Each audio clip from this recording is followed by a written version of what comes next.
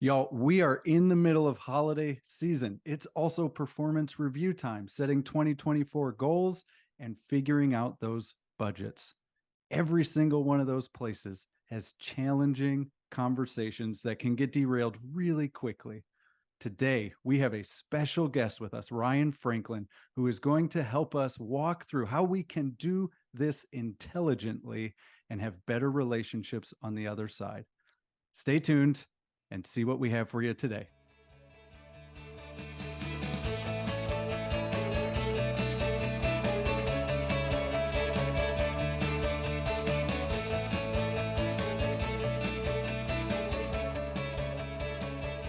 Welcome to the Leadwell podcast, where we give mission-driven leaders principled and practical advice so they can do just that, lead well.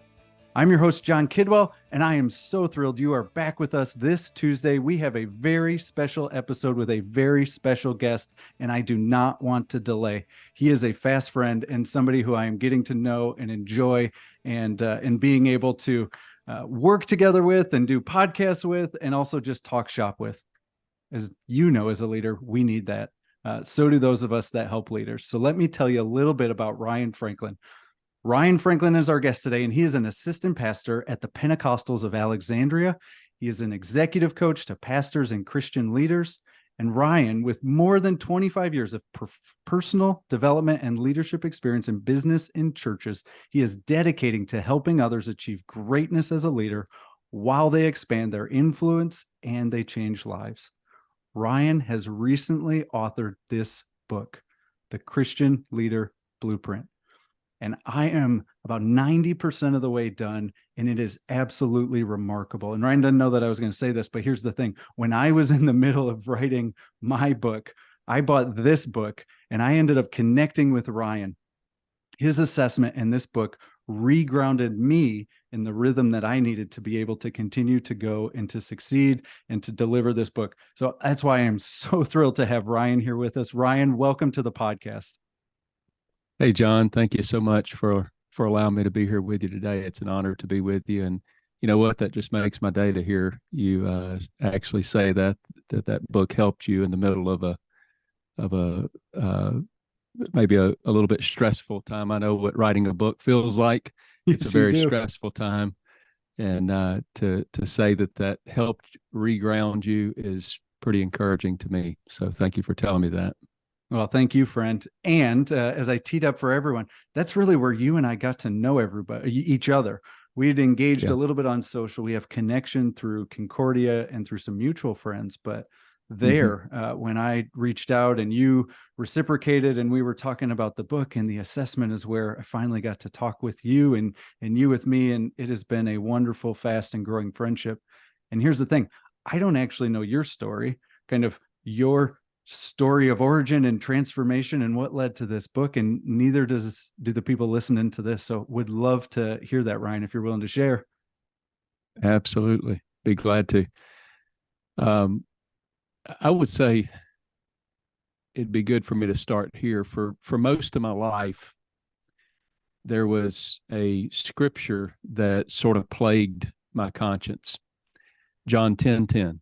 The thief cometh not for to steal and to kill and to destroy. I'm come that they might have life and they might have it more abundantly. You know, I had a really good life in the business world and then later on in the church world and ministry. But I can't really say that I had abundant life back then. And honestly, I didn't even really know what that looked like. Definitely not with clarity. You know, the chaos of life would come and it would stir things within me, and I would long for something more, something better. And it was hard for me to even admit that there was something better and something more, because I felt like as a Christian that I should have already been there, but I was longing for something. And I'm going to give you a little backstory of my new book, The Christian Leader Blueprint. I've been heavily involved in ministry for over 25 years in a variety of roles. I was a bivocational assistant pastor many years ago. I was a registered nurse, but I leaned more towards the business side of nursing.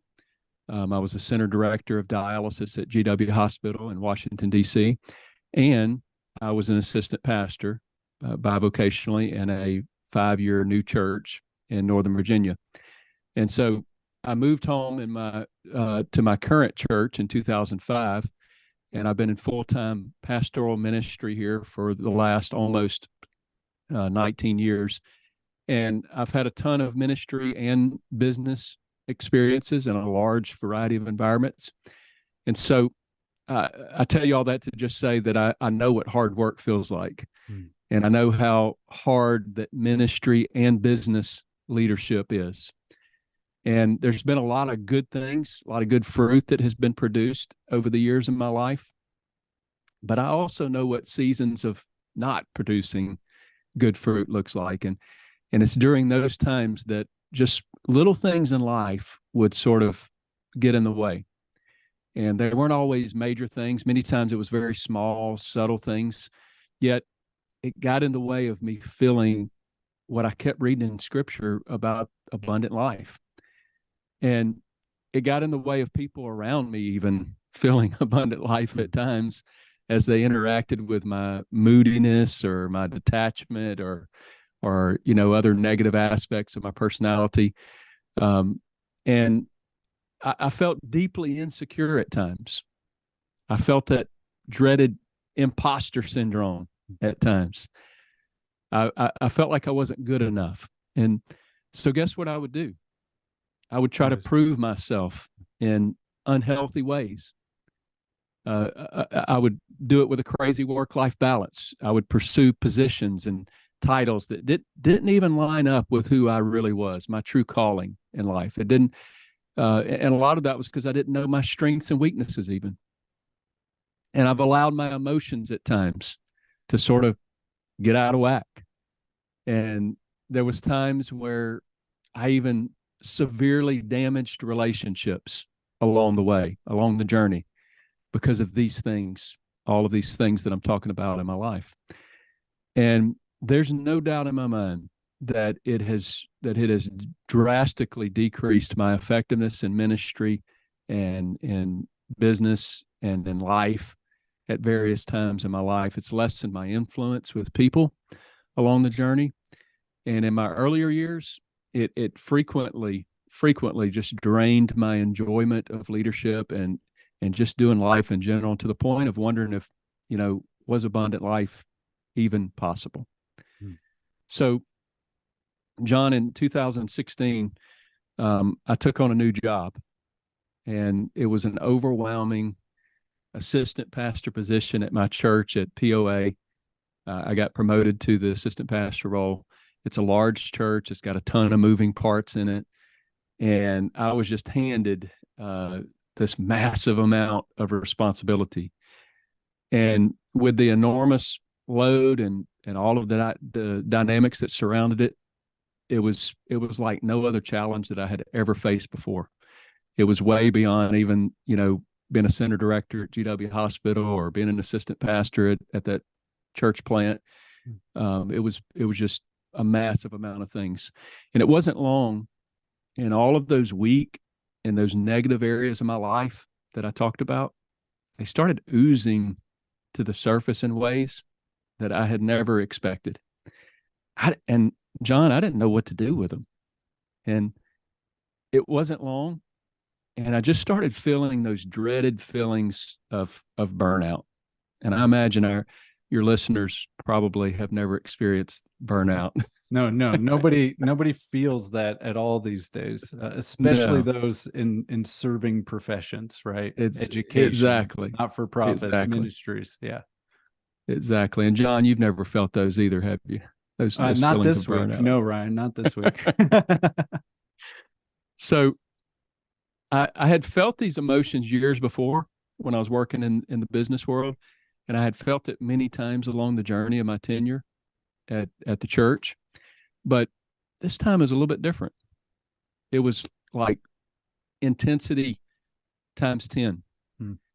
And it absolutely impacted the people around me, including the people I led. And it began eroding some of my closest relationships. And honestly, I didn't know what to do, and I didn't know where to get help. And at one specific point, John, I can remember I really just wanted to quit and run. The emotion just came on me at multiple times throughout that time, and but I knew that that wasn't an option for me. And so I knew that something within me had to change. And I'll skip a lot of the details here, but I found myself searching for answers through prayer, through scripture, through godly men in my life. And I also went through a year of executive coaching, and it was very expensive. I had to sacrifice to do it. It was more money than I had ever spent per hour with a person. And but at the end of that year of executive coaching, it literally changed my life. And during that time, I reconnected with what my God given purpose was in life. I actually developed a personal vision for my life moving forward. And I found a work life balance that I had never had before. And I saw myself in ways that I had never even realized that I could see myself. And all of a sudden, even my personal gifts and my strengths were being used in a much different and greater way. And over time, I developed this ability to build and to resource from important relationships like I had never done before in my life. And all of these things made all the difference in my effectiveness and my enjoyment in ministry and in life. And it minimized the chaos internally and externally. And I got unbelievable clarity. And I worked to realign my actions with my purpose. And ultimately, John, I started seeing productive fruit again in my work at the church. In my home life and my kids, with my wife and my kids, it drastically improved. And I started seeing that abundant life that I saw in Scripture years before that. I started actually seeing abundant life in my life like I had never seen before. And again, I'm going to skip a lot of the details. I know this is a long story. Sorry about that, John. Right. But this is Powerful story. I'm actually moving towards the book here. But I learned how to help people through executive coaching with the very same things that drastically improved my life. And I began helping to guide pastors and church leaders and Christian business leaders to sort of rise above those challenges that they were facing, to help them lead with renewed purpose, with authenticity, relational compassion. And every time I worked with a client, I was seeing this similar success story. And so I'm kind of a analytical guy, and I started seeing this pattern of producing this positive fruit.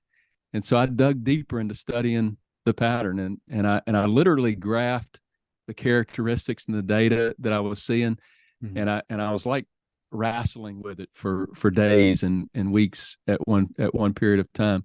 And eventually the Christian Leader Blueprint model emerged.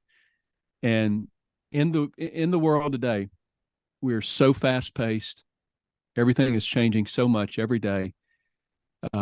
Here we are at the end of November, and 2023 is gone. And many leaders are still finding themselves grappling with a sense of feeling stuck. And they're overwhelmed by how complex leadership in this world is today. And many don't know how to align their faith with their role as a leader. And John, that's why I wrote this book. The Christian Leader Blueprint in my mind, addresses these desperate needs. It gives the reader a blueprint that helps them navigate through the complexities of leadership. It's a strong foundation of faith and scripture. And through this powerful model of the Christian Leader Blueprint, there's practical strategies. I give real life examples and insights that sort of helps to equip leaders to overcome some of the same challenges that I had to overcome, and just bring clarity in the middle of their chaos, to embrace a leadership lifestyle that is effective, and that's enjoyable, and that's aligned with their God-given purpose. And again, it's deeply rooted in Christian principles and values. And so the tagline of the Christian Leader Blueprint is a step-by-step guide to leadership transformation. So, John, I know I've done a ton of talking, and hopefully you're okay with that. Oh, of course. Of course. Now, But that's the what story. that is a great story and one of personal transformation that it's obvious reading the book how much it informed this book. So everybody should go and grab this. And Ryan, if you would just give us quickly the four uh, dimensions of the Christian Leader Blueprint model, those big four buckets, if you will. Okay, sure. Yeah. There's four pillars. I call them pillars Mm-hmm. that, and within the four pillars, there's four topics Mm-hmm. for a leader to unpack. But the four big pillars are establish a better rhythm of life. That's first and foremost, and that's a lot of times, John. That's where people see the most pain in their life. They feel the most pain, I should say. Mm-hmm. Their life is sort of out of whack. Their work-life balance is crazy. Their vision, they really don't have a personal vision for their life. Their routines are nowhere to be found. So that's where a lot of times, and I know you probably see this in your own practice, that's Absolutely. where a lot of times people will make the calls when they're trying to establish a better rhythm of life. But the second pillar is see yourself more clearly, which includes clarity of mind, emotional intelligence, motivation, leadership derailers, things of that nature. And then the third pillar is leverage your strengths, which is calling and giftings and leading others effectively, developing others.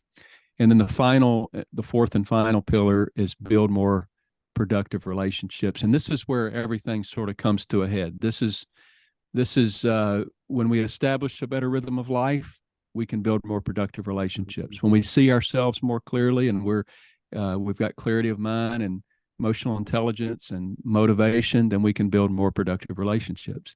When we're engaged in our calling and our giftings and leading others well, we're developing others. Then again, John, we can build more productive relationships. So it's most everything. And if you'll notice in the book, I put the diagram, the model in a Venn diagram because they sort of overlap. One feeds the other. There's not one that's more important than the other. They all feed each other and they all play off of each other. And so that's the four pillars. Awesome. Thank you, Ryan. And y'all, I have asked Ryan to specifically dive into build more productive relationships, even though, as you can see, we could go into any single one of those. They're topics that we often talk about on the show. But we just got off of Thanksgiving, and it either went really well or it was really awful and socially awkward, and you got into some spits and fits that you didn't want to get into with your family, or you're turning around and looking at work and you have performance reviews that you need to deliver. You got to get together with your team and set out 2024 goals, which sometimes looks at the gaps or the gains that we didn't get this year, and getting that budget across the finish line. And oh yeah, by the way, not just work, we want to make sure that we're doing well in life. And Christmas is coming, which means we get to have all of those conversations again. And so Ryan has a subsection inside of build more productive relationship that is improve your social intelligence. And that to me just stuck out. One, because I've read it super recently. I told you I'm about 90% of the way through, but two, because of the season that we're in. So Ryan, you outline social intelligence, and just for all of us here, what is that and why is it so important? Well, do you want the biblical perspective or you just want the Well, business let's do both, my friend. definition? How Yeah, about no, both? let's All right. let's do both. All right. Sounds good. So Colossians 4:5-6 says, walk in wisdom toward them that are without, redeeming the time. Let your speech be always with grace, seasoned with salt, that you may know how you ought to answer every man.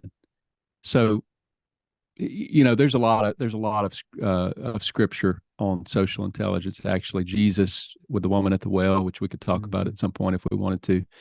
But um, in essence, we want to be seasoned with salt. We want to have grace, and we want to know how to answer men. And so that's sort of the biblical purpose of this. But just a practical definition of social intelligence is your capacity to understand and manage your interactions with the feelings, thoughts, and behaviors of others. Your That's awesome. capacity to understand and manage your interactions with feelings, thoughts, and behaviors of others. So the saying that we attract more with honey than vinegar, like all of that is true. It's biblical. We need a little bit of the honey. We need a little bit of the salt, right? Just we want to be able to speak truth, and Correct. intelligence is the understanding so that we can manage ourselves and engage well. And you say that when we increase our social intelligence, we will have a greater understanding of people. And we operate out of this studying people, actively listening, managing our body language, staying curious, and studying the social environment, right? What's going on right now? How did this Mhm. play out in the past? All of those things, we are going to be ready. And still, you have a section in the book about how to argue well. And I'm not trying to say that we're arguing around performance reviews or goals or anything. We want that to be a win-win, a mutual commitment. We want that to be so clear that it's not something that we argue about later. And if we're being honest around the dinner table, it's not that we want to argue, but we may want to discuss the things that we don't always see eye to eye on, right? And Right. so, if we're paying attention to these five things, how do we transition it into how do we argue or maybe even just enter those challenging conversations well? Yeah. And this is where sort of the rubber meets the road because, you know, me and you, John, jump on a Zoom call, have a good conversation. There's no argument there. I mean, if however, if I have a team member that I'm having to depend on, that I'm having to work with day in day out, that I need to have a good relationship with them, there's a lot at stake there, Mhm. and so social intelligence kind of meets. This is where the rubber meets the road, and truly determines if we're going to have productive relationships or not. And so I would say the first thing that we need to really key into um, when we're considering this, arguing well, is to know that we're dealing with real people with real relationships. These are real people who are going to go home at night, who are who are facing insecurities themselves, who are just trying to juggle life and work through the emotions within them, you know, um, have a good relationship with their spouse or their kids, or, it's this is real people, and we have to remember that. The second thing I would say is that we don't always have to win. This is a big one for me. I, as a guy who was low in compassion at one point, I feel like that I've educated myself and practiced enough that I've raised my level of compassion for people, but still at my core, it's quite challenging. But I used to be known as a person who was good at handling conflict. And Mhm. notice I said handling conflict. Like I would be the one that would go in and clean up a mess, and it would be organized, and we'd have a process in place, and things would be better in structure as we walked when I walked away. But relationally, a lot of times people would feel empty and discouraged and ready to quit, even because I didn't key in to what was really going on in the situation with the person. And I thought in my mind, with my competitive nature, that I had to win. And my win was this ministry is going to be in order when I, or this what ministry or business, whatever was going to be in order whenever I walked away from it. And so I had to understand that, Ryan, you don't always have to win. We want to win for the team. We want to win for the organization. You don't have to win as a person for it to be a success overall. And then I also learned in the midst of that I needed to approach situations with a true desire to understand what the other person is feeling and thinking. You know, this individual has given their life. Let's say it was to a particular ministry. They're a leader of a ministry, and as an assistant pastor, I'm overseeing that ministry. I have to understand that this person has given their life to this niche ministry, probably because of pain or things they've gone through in their past that has enabled them to minister to people in that area of ministry. And it would behoove me to really move into that conversation in that situation with a true desire to understand what that person is feeling and thinking in this moment. Sort of an empathy, a compassion that I didn't have earlier in my life. And then the fourth thing I would say for good conversations, hard conversations, is to listen to the person and tune into the emotion that you're seeing. Are they angry? Tune into that anger. Why are they angry? Are they feeling sadness? Are they stressed and full of anxiety? Or are they, really happy and they just don't see the issues that I'm seeing?